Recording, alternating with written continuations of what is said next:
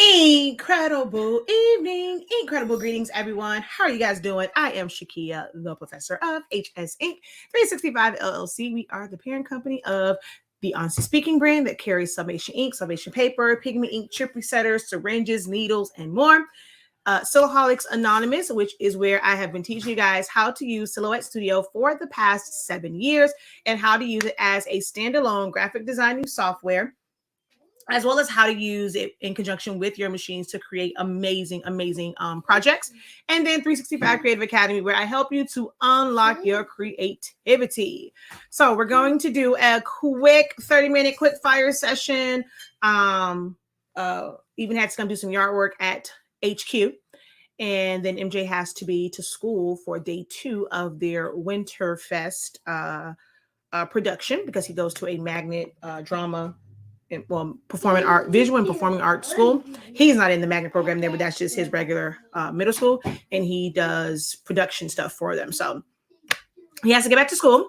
So I figured while I'm waiting to leave, because I'm going to leave with them today, I'd come on and we do a quick fire session. So go ahead. I'm going to probably have to repeat this a couple of times because this is just intro. So as you guys come in, I will continue to actually, you know what? Let's do a banner. That's going to make this so much easier to just do a banner at the bottom. Look, do that one first. And we're going to put that one up. I like that one better. Is that a scroll one? Oh, no, that's not a scroll one. Invoice. Hold on. Okay, let's see.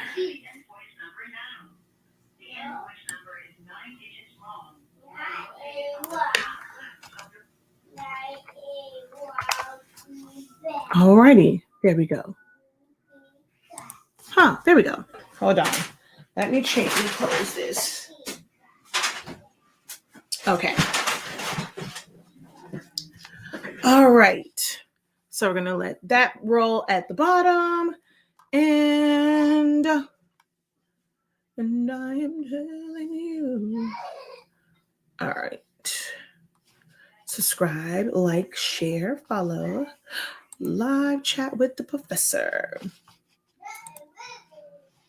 All right. So, I'm not working on anything, I guess. So when these pop up, they don't tell you guys what, so I'm always stressing about the topic of this. Does it not show you guys what the topic is when you guys click on it? I've always wondered that, because I don't really when I go in there, I see the whole entire post when I go to share it. But yeah, this is just a lot. That's why I'm glad I kind of put that at the bottom. This is not something where I'm actually demoing anything. I'm actually slowing down on those. Next year, I'm going to get very, very, very, very few of those. I've done so many videos. I've shown you guys pretty much a lot of we've gone into my bag of tricks quite often in these live videos. So now it's hey, if you just need the free help and just kind of free inspiration, you can binge watch on all the old content. But as far as a lot of dedicated classes, it's only going to be either in my exclusive Facebook group for my student union. I'll probably do it there. Or if I ever decide to do one of those subscription-based things, I'll do it there. Or for those who will be in my design program next year. All right. Do you offer templates for the leather sublimation journals? I'm having some trouble sizing an image down to fit it. No, I don't, because I don't even know what you're referring to. And they're all probably going to be very, very different. I really, really encourage everyone to make their own templates. As towards the end, I forget, it's day 20 something. I go through how to create your own templates in Silhouette Studio, but it starts with scanning it with your Epson printer. Almost every single Epson printer, except the 7210, 7310, and 7110 has a scanner on it. Even the smaller EcoTank ones, they have a scanner. So I always tell people to go ahead and scan that. And that way you have the exact measurements, the exact template If it's the kind that has a spine to it, you'll know exactly where that spine is. Or just simply measure it out, and then you can like create the boxes in Silhouette Studio and line them up. But I'm not exactly sure where you got yours from or the exact journal that you are referring to, so I don't have a template for it.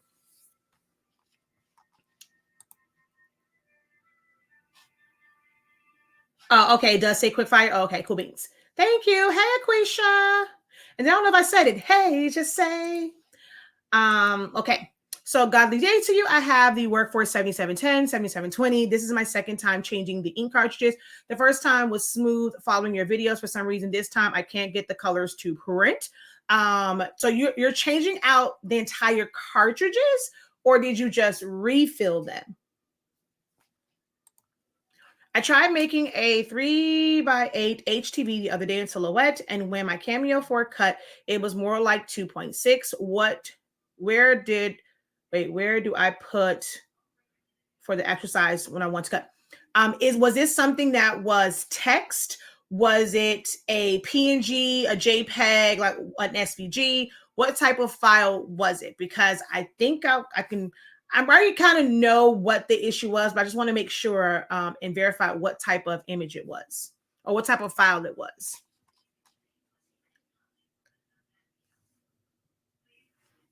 And while you answer that, I'm going to pull up something so you can see what I am talking about.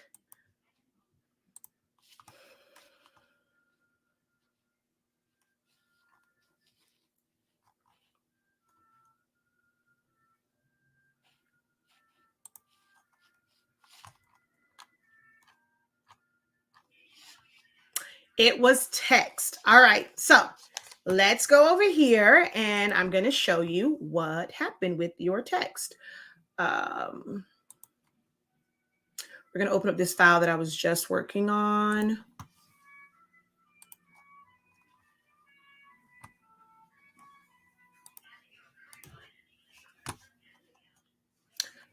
Oh, let me share my screen.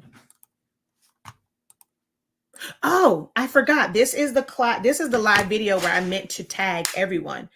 Hold on. I gotta go to my groups. I meant to go and hit do a tag everyone. Hold on. Hold on. The change is coming. Hold on.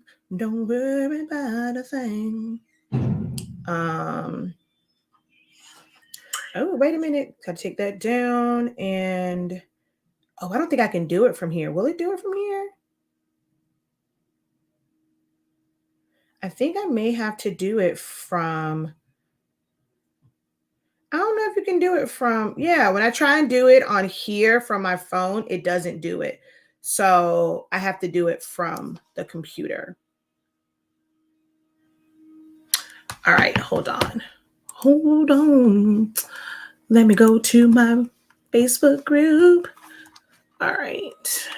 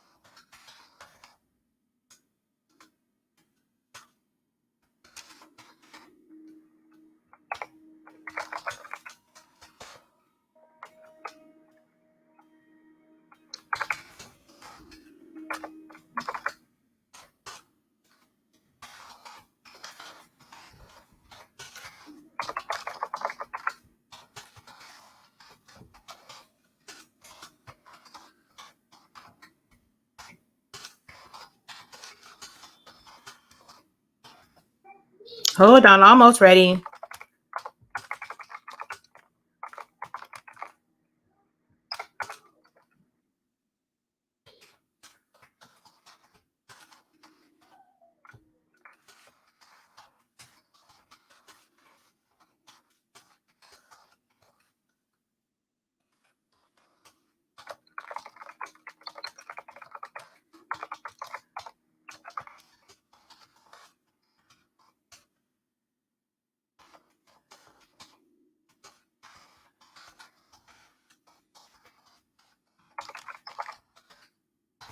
that's a lot. All right, hold on. Let me go ahead and copy that. And then we're going to post that. And then let me go over to here. And we're going to go boom and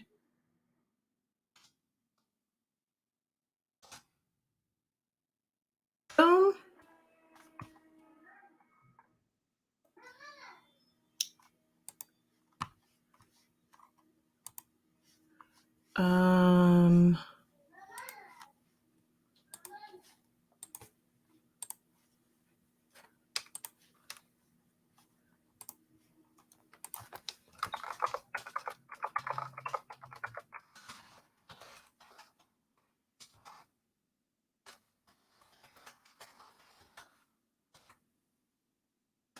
All right, boom, there we go. So I did the at everyone. All right, so let's go back to this question. Oh, does it add to stream?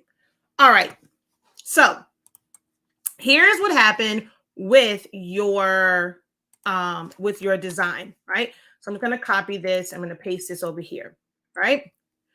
So whenever you do a text design, and I did this for a reason because I wanted to grab the one that was a different. Actually, no, wait, hold on. So I need this one.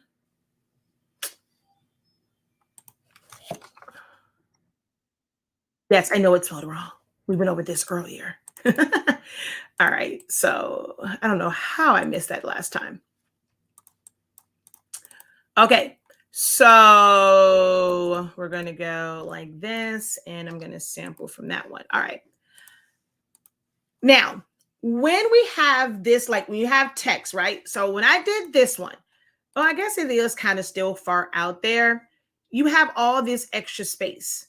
And if I bring it in, it will change the size of this. You see how now it is kind of like right up to it. But this one, it's further out.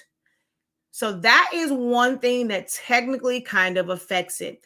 You are going to have areas that are negative areas because of where you have the blue bar at, and simply because certain letters are longer or wider, or they may have tails. When you're in text mode, it accounts for everything, like every possible variation, right? So there might be some things that have like really, really tall letters, or really like hanging letters and stuff like that. So like, let's say if we did a Y, you see that hangs low. So if you had another font and it was actually higher, so it accounts for all of that when it's in text mode, and that's what your box is set to. If you want to have it where you see the exact size, you have to convert your text to path. Either you convert to path, or if you ungroup it, if you make it a compound path, any of those things will make it to where it is the exact size. However, you can no longer change the text. You can't change the words on it. All right. So if we were to go and size this down to 2.6 or whatever, like, so right now we're at like 2.639. If I were to take this one and shrink it down to 2.639,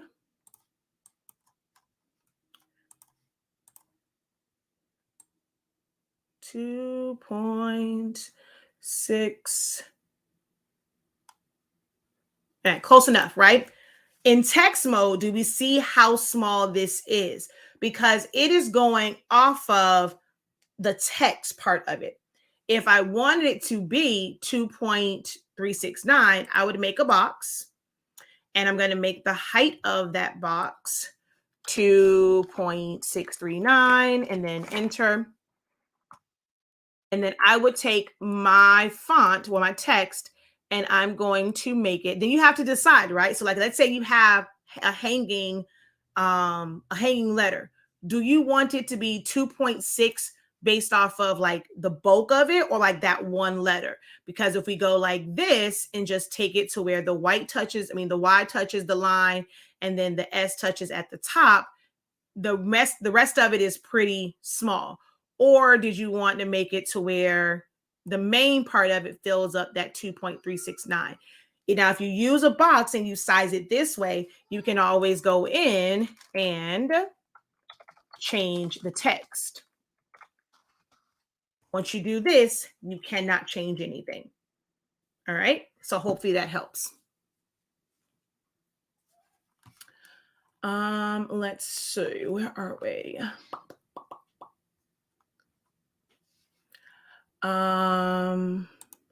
I've done numerous cleans and nozzle checks. It is also showing me my ink levels. I'm not sure what that means.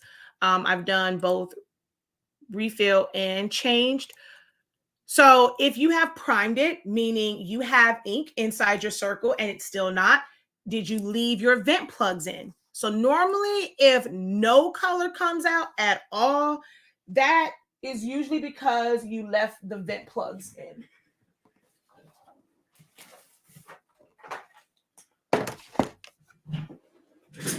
And they're clear, or I'm not sure if you got them from us, but they're normally clear from us. So that back hole, nothing is supposed to be inside of it when it's in your printer.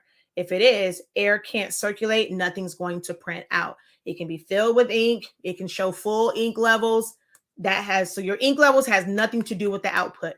Guys, I've said this a couple of times. Remember that. Your ink levels, write these things down, y'all. If you catch gems and I'm saying it, watch the video. Keep yourself a creative journal. Write these things down. Create sections. Have a section that's about printer troubleshooting, sublimation troubleshooting, print and cut, silhouette questions.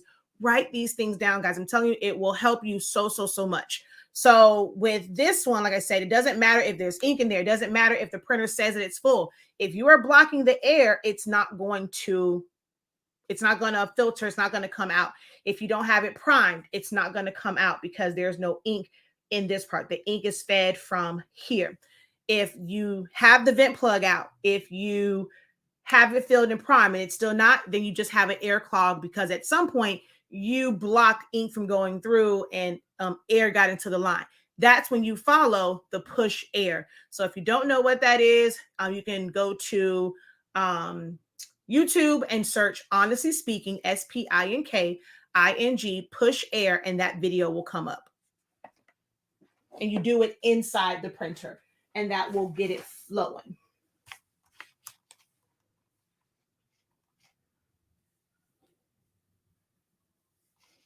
I converted my 7620 to sublimation using your products. When I did a test on felt, there was a lot of ink on the paper. Should I increase the press time or try a different substrate?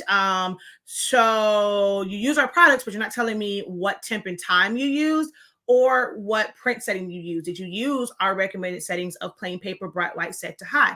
Did you use print presentation paper matte? Did you press it for 365 degrees for 30 seconds? Did you press it? Like, I need a little bit more information to kind of help you figure out what it was.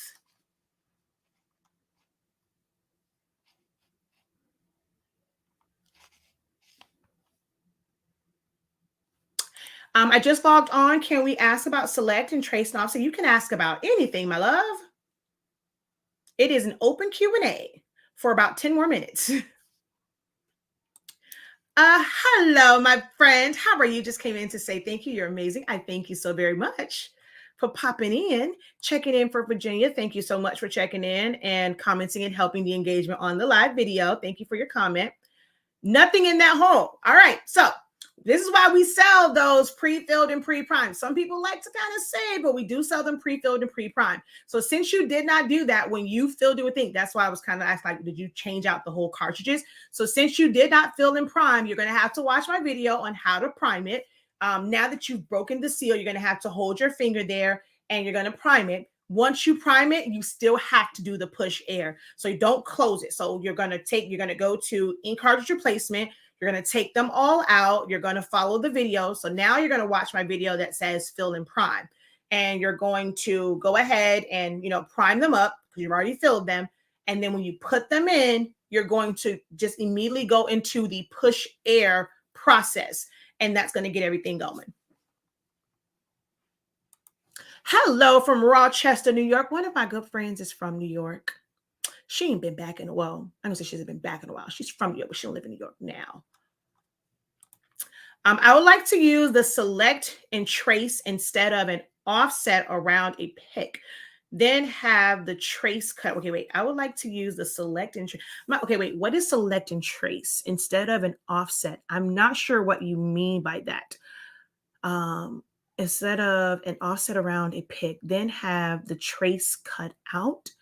Do you have so no, you can't just do the push air. You have to make sure that you prime it. You have to prime it first. If there's no ink in that circle, you must prime it.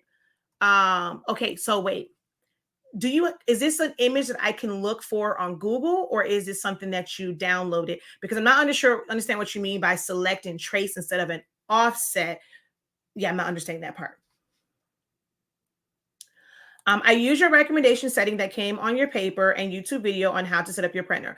All right, so perfect thing, like if you're on YouTube, if you're on Facebook, perfect thing to do is like send us an image. So I'm not sure what you mean as far as like there's a lot of ink. The only other way that you would have like a lot of ink left on the paper is, one, you print it to the wrong side. Two, if your heat press, even though you set it to 365, right? I've talked about this a couple of times too. If you set it to 365, but it's not outputting 365 degrees, it's not just about the temperature that you put on like the display. If you don't have a heat gun, you need to get one of those and test the actual output temperature that your platen is creating. If you set it for 365, but it's only outputting, let's say 350, you can still sub, but you can't do it in 30 seconds. You're going to need to do about 45 or like 50 seconds. Did you have enough, did you have even pressure on it to where it can really hit the back of it? It's variables like that that's going to determine how it looks. Now, my other question to you is, even though it may not have come, like you felt like there was still a lot of ink on the paper, what did your print look like? Many people think that the more ink that is off of the paper, that gas is off, it will somehow make it better. Certain substrates can only hold so much sublimation gas. So once it has what it has, you're over sublimating at that point. If your press looked good, like after you pressed it, don't worry about how much ink is left on there. That's like this whole urban myth. Oh, I could just press a little bit longer, I get a little bit more ink. It's really not going to change the way it looks. Once that ink is on there, it's on there. I see a lot of people get kind of hung up on this, how much ink is left, even when it comes to like A-Sub and Koala and some of those other ones. And they're like, man, there's still so much ink left on it. Like, I want a high release paper. The prints still look good, right? So obviously the amount of ink that's left on there isn't going to make a difference. Like, you're trying to make something better when it's not going to get better, just trying to get all of the ink off. The one thing that I personally don't care for, like, to me, the images for certain things just aren't as sharp with A-Sub. Like, if you've ever pressed them, you can see how the image looks blurry on certain papers, whereas others, they look just as crisp and sharp, just a void of color.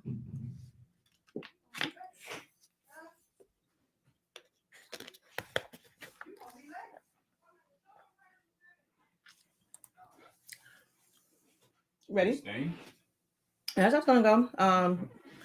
Okay, I watched a video that you suggested to make your printers chipless. No, you never saw me do that. You heard me say that. I actually don't recommend the whole chipless software, chipless firmware. I don't. I said that is an option. I don't recommend it, but that is an option.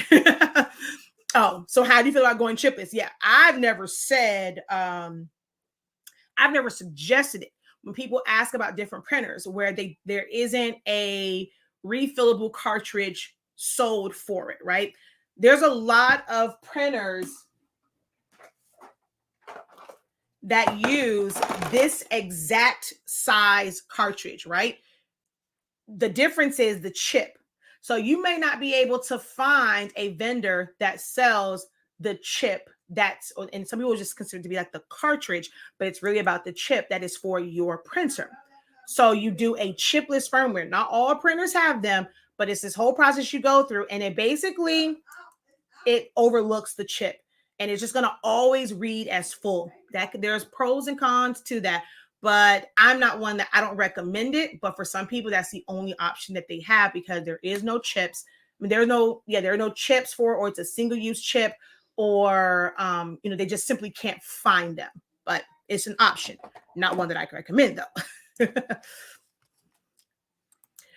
Should settings be different for DTF sheets and powder with, I'm not the person to ask on that. I don't believe in doing those hacks. Not the person to ask for that. I've never done it, never will do it. So I don't know if you have to change your settings. I will check the temperature on my press. Thank you. Yeah.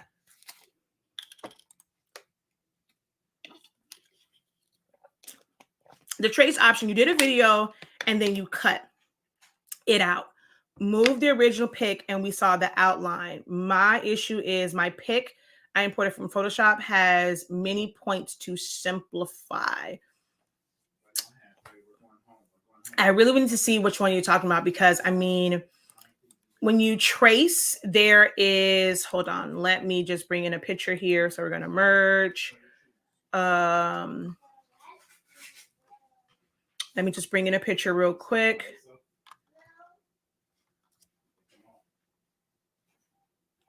Outside of priming, is there any other reason for lines being through the prints? There's a lot of reason for lines being through the prints. I mean, it can be an air clog. It can be your print settings. It can be like, if it's pinwheels, it still is your print settings and your density. So it's like exactly what type of lines you are talking about.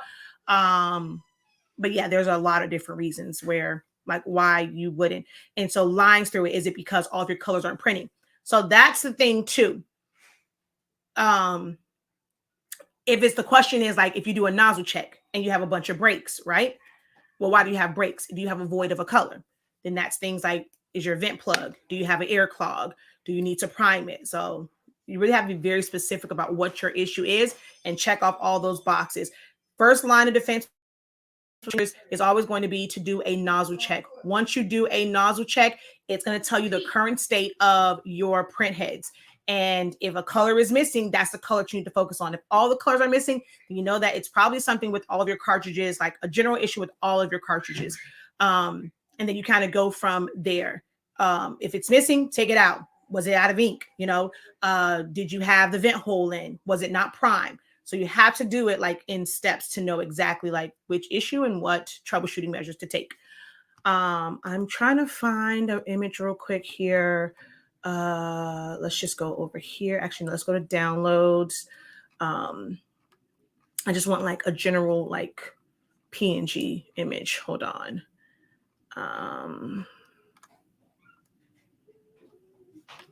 These are all JPEGs. Give me 1 second, y'all. I'm gonna answer this last question, and then we'll be out of here. Okay, let's do this Feathers of Style one, and then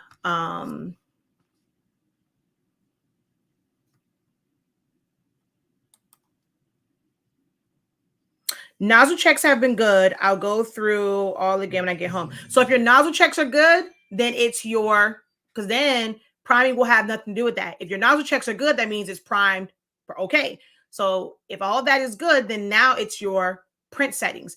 Did you not have it set to high? Did you get a paper mismatch to where you didn't know what to put on there and you had it basically print on the default settings, and now it's no longer set to plain paper high, it's printing plain paper standard, so you're going to get banding lines? Is it pizza, like the pinwheels, or like you guys like to call it, pizza wheels? If it's that, then you're using a setting that's putting down too much ink, and you need to adjust your settings and or simply adjust your density.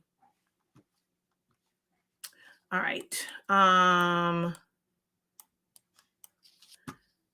right. I'm going to try and open up also. Let's go to merge, and I'm going to open up this one that kind of is like not like super. It has like a fade off at the bottom. Hold on. I saw it when I went through the first time.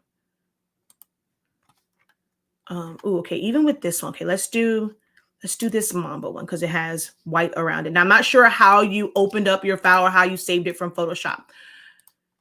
So, I I mean, typically, if you're just looking to cut around something, you're going to do a trace and detach. So you're going to go and select trace area, place your box around it. You're going to increase your threshold. Okay. And you're going to go trace and detach. Once you do that, it's going to remove the outer part. And so if I go here and we go to send, it's ready to cut, you know? So see, we have cut lines around it. Whereas with this one, we go, let's say cut, it's just a box. This one it has cut lines around it. Now there is none in here. There's a whole other step to remove the white, or I'm not sure if you were talking about my video where I did basically like a trace and crop. So we're going to go select trace area. We're going to go like this, and we're going to take this up, and you're going to do a trace on it and then select it. Now, if you have, like, let's say if it's something you create and you have like a lot of distress area, or it's a watercolor, and you have a lot of like points around it, you're not going to be able to do anything with that. Like, you're going to just have to add an offset. So let's go here and then crop. So now when I go to send, see, I have the cutout in between here and here. That's actually not the one that I wanted. I wanted one to show that. So file, merge. We're going to go down, scroll, scroll, scroll, scroll, scroll, scroll, scroll. I'm looking for, where is it? Where is it? Where is it? Where is it? Man, I just saw the darn thing. Ooh, let's look at like, I hate doing this one, but like, okay, this one has a lot of like weird areas. Oh, look, let's do this one, this background, right? So let's say I want to like trace and detach this because it has like all this, you know, I want to cut it, even though this has a white background. And I'm going to go select trace area, place my box, and we're going to increase the threshold on this. We have all these little pieces, and we're going to go trace and detach. Hopefully, I probably shouldn't have done that. It's probably going to take forever, but you're going to have like a lot of little, yep, I knew it was going to do that. Damn it. All right. So unfortunately, it shut down and they're ready to go anyway. But if you have like, if it's, I'm not sure what, if you want to post a picture in the Facebook group, I can probably help. But if it has like a lot of like edges around it and trying to simplify it, there's nothing that you're going to be able to do. If you're trying to cut that, you're going to have to take that and you're going to have to just put an offset, which means when you cut it, if you're putting it on something that is white, like Jet Pro 3G or Easy, if you're doing like Eco Solvent prints, you're putting on Easy Subly color print, you're going to see that white around it. There is no way to make it where it's going to be smooth around it, but still be close to the design. You do an offset so that the offset gives you a smoother cut line. And if it's a lot of jagged lines, you're going to have to do a significant offset for it to smooth out. If you do just a small one, hey, you're still kind of in that same boat with having a lot of like when it's cutting. No way around that. All right, so let me get up out of here. I'm gonna answer these as I shut down. Let's see. How do you add patterns and say that in Silla Studio patterns such as gold backgrounds? I have a video on that. Just go to Sillaholics Anonymous. There is a video on adding patterns. You have to make sure that it's saved as a JPEG first, and then you drag and drop. All right.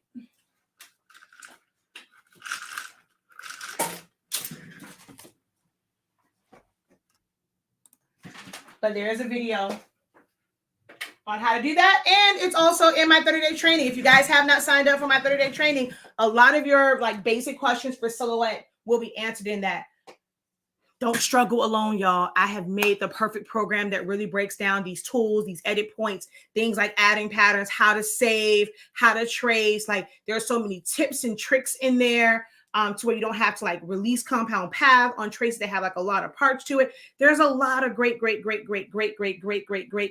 gems in that 30-day training. Don't sleep one. I'm telling you, like, if you really go through it and you're applying, it's going to change your life. It's $83.65. And then if you're wanting to, if you've done that, you're like, what's the next step? Join my crash course. It's a 10-day design crash course. We will be live via Zoom December 12th through the 22nd. It is at 12 noon. So it's a lunchtime class, but you'll have unlimited access to the playback. So if you can take your lunch, kind of sneak in and kind of, just watch if you have to, and then go back, but at least you can ask your questions and have those on the playback. You can do that. That's on the website. If you sign up for it, it's $113.65.